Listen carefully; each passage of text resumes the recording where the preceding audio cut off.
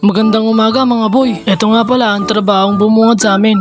At ito ang gagawin namin maghapon. Pero bago yon, ako nga pala si Andres. Mukha lang akong tamad pero masipag ako. Marami akong pangarap sa buhay kaya tara, samahan niyo akong tuparin ito. At ito nga pala, ang trabahong gagawin namin maghapon. Hakutin nga lang pala namin to at dadalhin namin sa kabilang pwesto. At yung nakakulay puti ay kapatid na nagbebenta ng kawayan sa boss namin. At sinasabi nga nandyan, kapag meron pa ako ay tabi namin at tatanggalin niya. At yung pa ako ay ibibenta niya. Nga, negosyante nga naman. At medyo marami nga to. Kaya talagang matatagalan kaming akutin to. At meron pa kaming kalaban, ang init, na talagang nagpapahina sa amin. Mas 9 na nga lang din kami nakapagsimulang mga pagsakay dahil kakarating lang din ng truck na inupahan ng boss namin. At dito nga ay mag-alas 12 na kaya kumain na kami dahil nangangatob na yung tuhod namin sa gutom.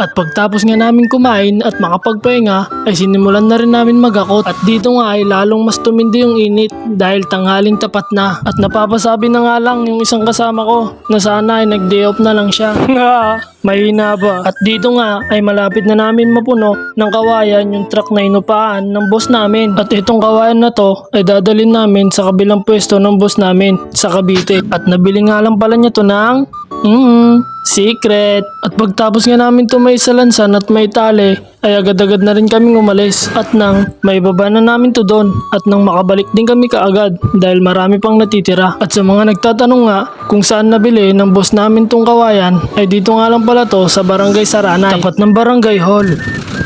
Diretso!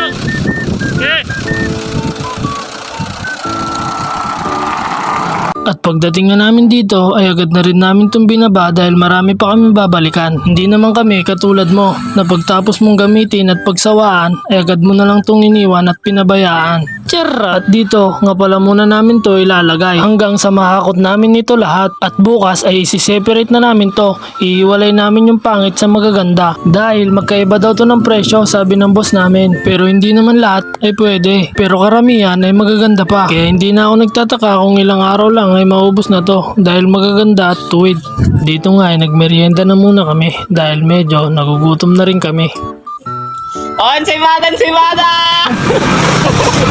Ensaymada, boss! Yan, tingnan nyo laking sis ang puta. Ayun. Wala na tira sa akin sis ha. Okay na, sabi dito. At dito nga ay tapos na kami magmerienda at magpahinga. Kaya itutuloy na namin yung mga ginagawa namin para makaalis na at mabalikan na namin yung mga naiwan namin doon. At nang may sakay na at may dala na rin dito. At dito nga ay kahit sobrang init na at sobrang pagod ay hindi namin nalintana dahil sa trabahong ito ay natutustusan namin ng pangangailangan ng aming pamilya.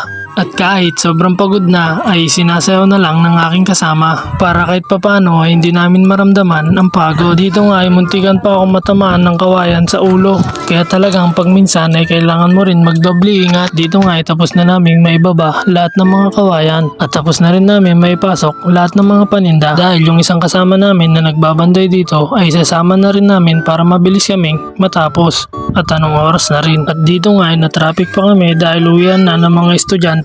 Kaya talagang natagalan kami bago kami makarating. At pagdating na namin ay agad na rin namin sinimulan para mabilis kami matapos. At panigurado ay mag-overtime kami nito dahil anong oras na. Hindi na rin kami kaanong nagpahinga dahil hindi naman na mainit at maganda na ang simoy ng hangin. Kaya talagang ganado kaming apat dahil sigurado na naman ang overtime namin ngayon at madadagdagan na naman ang sahod namin ngayong araw. Pero dito ay hindi pa namin alam kung magkano ang ibibigay ng boss namin dahil sabi niya siya na ang bahala. At hindi pa nga sana mag-overtime yung dalawang kasama namin dahil yung isa ay malayo pang uuwian at yung isa naman ay maglalaba pa. Pero naawa daw sila sa amin kaya tinulungan na nila kami at mag-overtime na rin daw sila. At dito nga ay umaambon na kaya sumilong na muna kami.